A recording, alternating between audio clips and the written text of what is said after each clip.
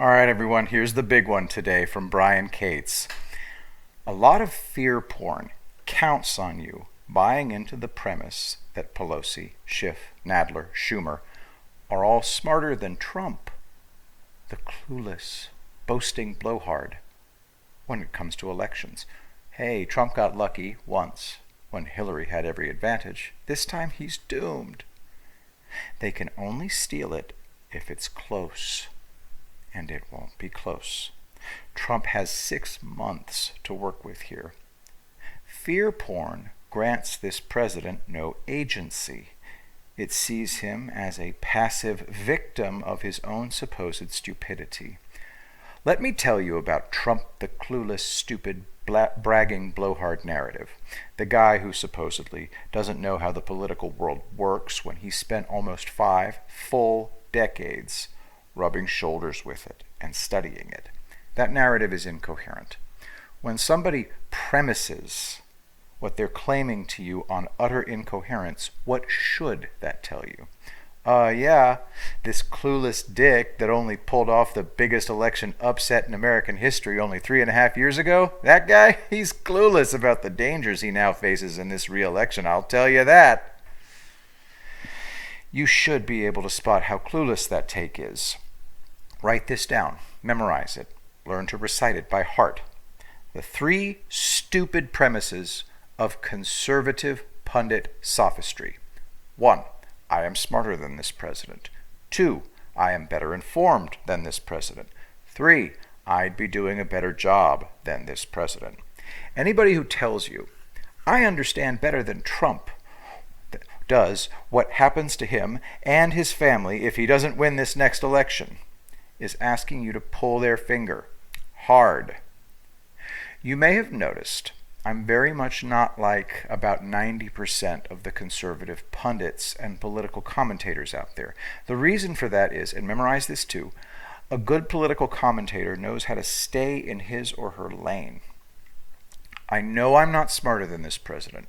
I'm well aware that I'm not better informed than he is, and I'm able to grasp that I would not be doing a better job than he is. So, when Trump does something that I cannot understand at this present time, I don't waste my mental energy on babbling into a microphone or on a camera about how he needs to hire me as an advisor because the advisors he's got right now are worthless because he's effing up.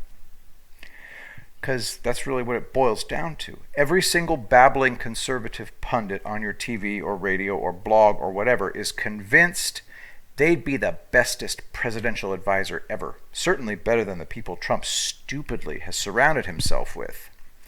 To understand how Trump wins the next election, how about researching how he won his first election? Does that make sense? Because I did. I researched how Trump pulled off that miracle win in 2016. I know how he did it. And he's going to do it again, even better. Trump won that first election by keeping his real campaign manager hidden from the media. He kept his real campaign headquarters hidden from the media. He openly courted blue-collar, traditional Democrat voters in the swing states. He crafted a message of promises to these people. Here's how Trump won. He convinced enough former Democrat voters in the blue swing states to cross over and vote for them, because the Democrat Party had betrayed and abandoned them. That is how he beat Hillary when she had every advantage over him. When the media was hounding Corey Lewandowski and Kellyanne Conway, Jared Kushner and Brad Parscale were down there at the real campaign headquarters in San Antonio, which, as far as I can tell, Lewandowski and Conway never even visited during the campaign.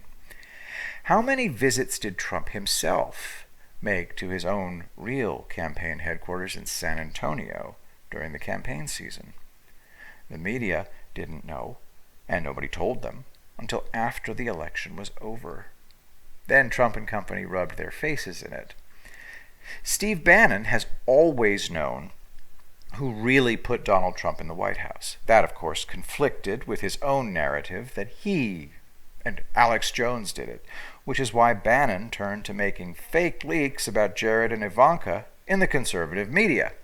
I knew at the time where all the fake Jared Ivanka stories were coming from, and I said so. This is Bannon trying to isolate Trump by casting suspicion on two of his most trusted advisors.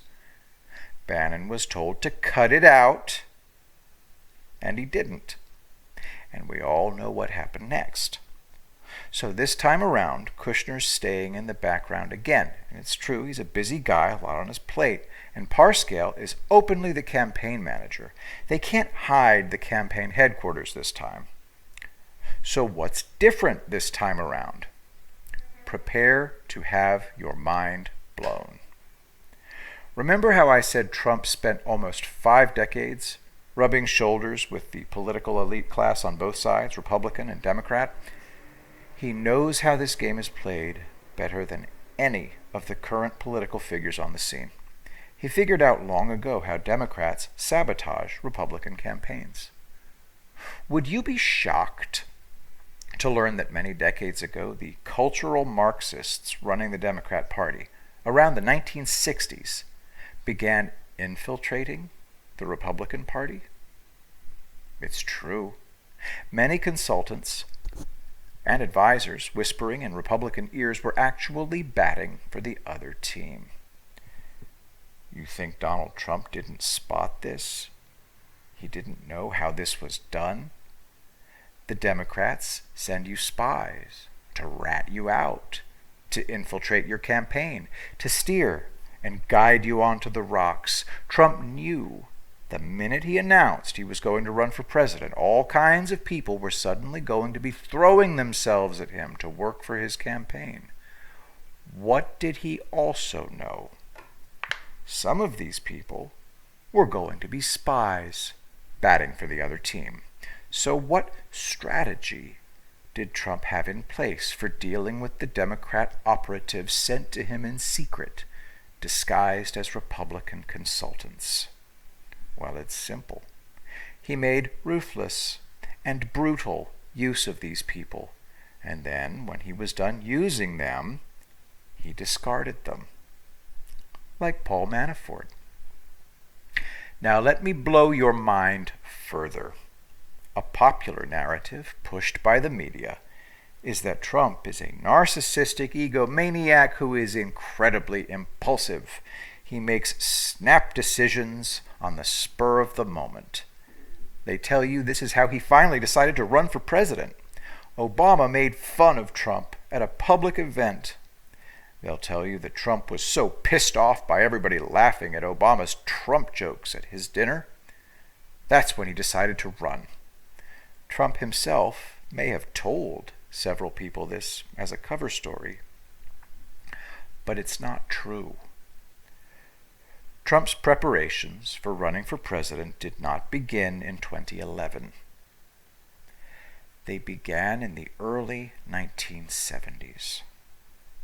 Around 1974 or so, Trump literally becomes a caricature of himself.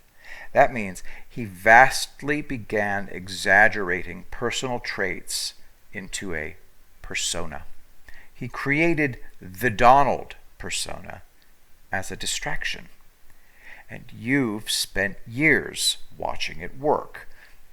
People simply cannot respect a bragging blowhard who strides into the room and instantly gets in a dick measuring contest with everybody, boasting, pompous, preening. The media literally cannot see through the act, and this is exactly how he goads them into doing exactly what he wants them to.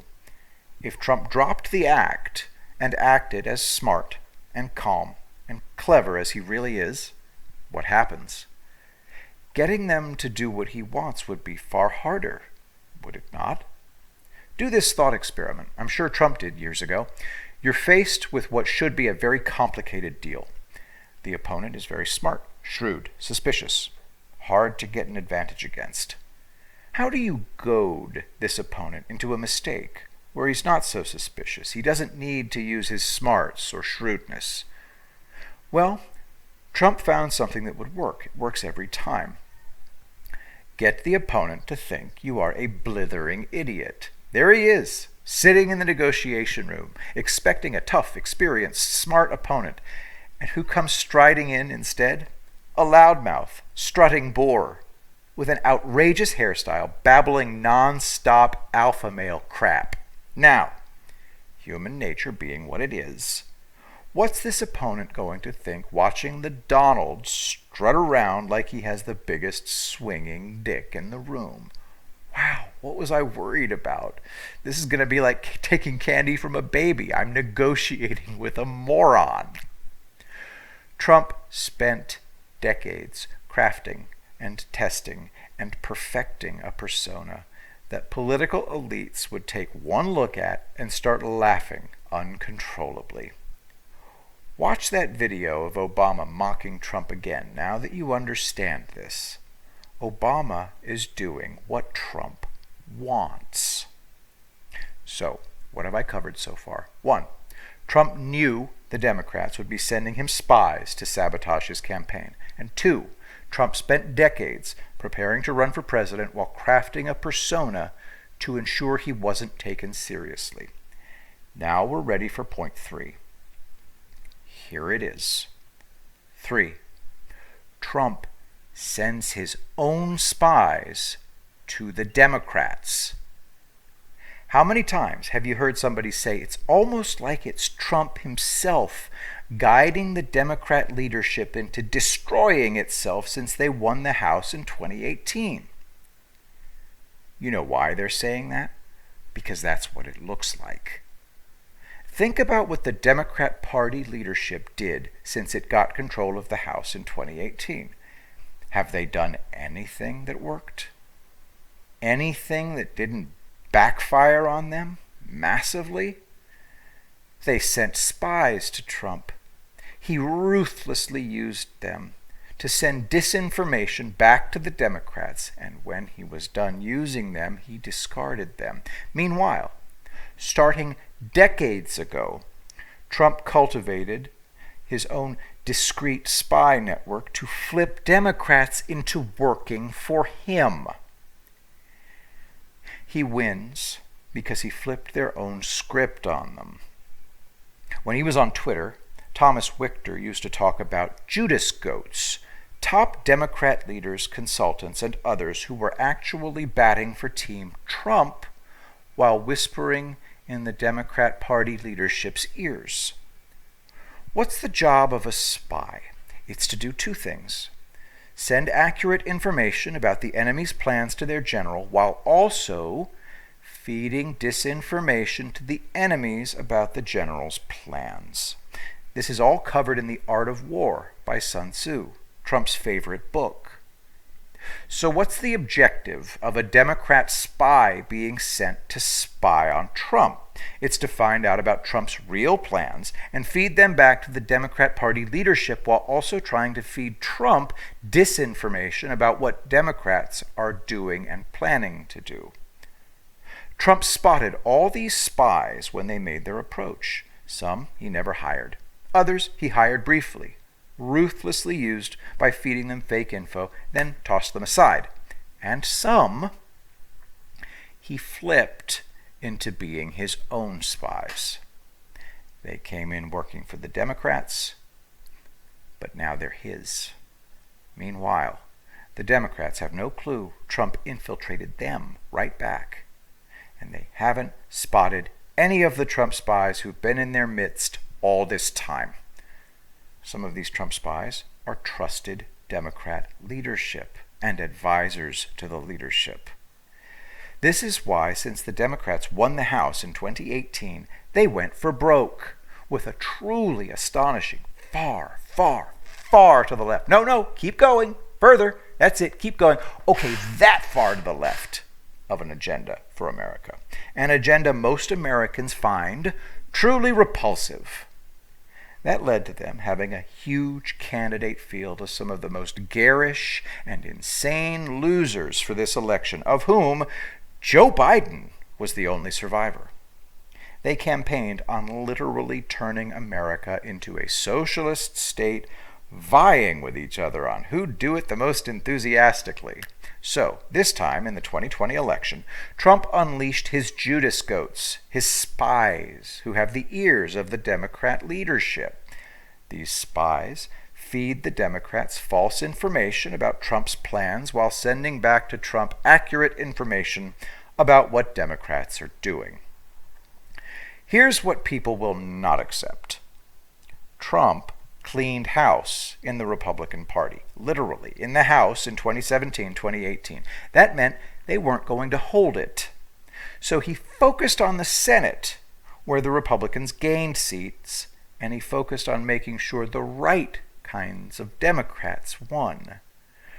Remember the 30-plus Republican House members who suddenly decided they needed to retire from Congress from 2017 to 2018 in the run-up to the 2018 midterms because they wanted to spend more time with their families? How many of you actually bought that cover story? How do you flip having to lose the House to your advantage? You do things to make sure babbling idiot radicals become the new face of the Democrat Party. You hold a contest and make sure AOC wins it. You make sure enough babbling radicals win. And then your spies over there in the Democrat Party convince the Democrat leadership it would be a great idea to make these babbling radicals the banner carriers of the party. You convince them it's time to, at last, openly run as socialists. So, put it all together. Heading into this 2020 election. This time it's Trump who has every advantage, not his opponent. Trump has a record to run on this time, not just promises he's making to blue-collar Democrats. He delivered. Trump is still going to assiduously court blue-collar Democrat voters in the blue states, but he can show them what he did for them in his first term. Meanwhile, Biden's over there peering down at his notes and mumbling, "Let's go back to the Obama years." You think Trump doesn't know the Democrats staring at the shit hand they're holding plan to cheat? Because he does know. He knows better than you do. He has a counter strategy. He's just not going to tell you what it is. Did Trump or Barr tell you they were about to send in a special prosecutor into the D.C. U.S. Attorney's Office back in January? Why would they have?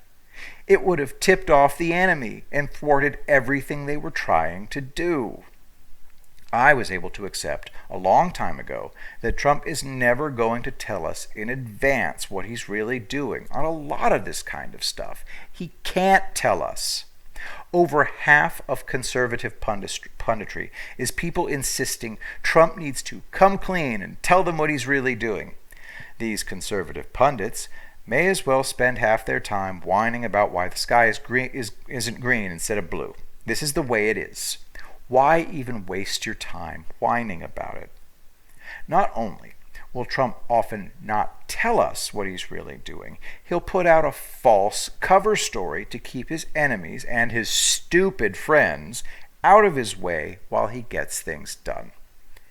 Anybody who'd figured out Jensen was in that D.C. office and what he was doing had a huge scoop. How many conservative media people would have sat on that until 2 weeks ago? I guarantee you, if by some miracle I'd found out about it, I'd have kept my mouth shut. I would not sabotage something that Trump and Barr were accomplishing to feed my own ego or advance my own career.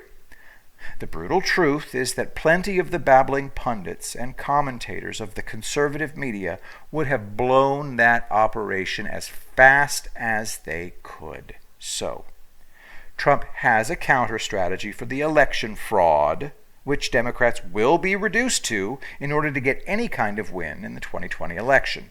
Trump is going to ensure the kind of fraud they'll have to engage in will be of such a massive scale, it'll be easily detectable.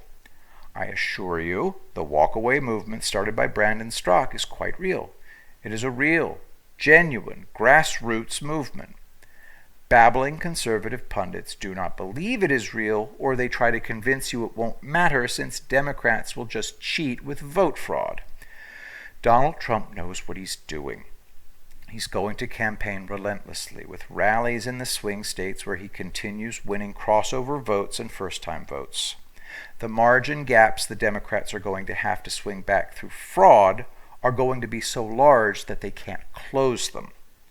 For every one person who loudly did hashtag walk away from Democrats forever, there were 10 that did it quietly.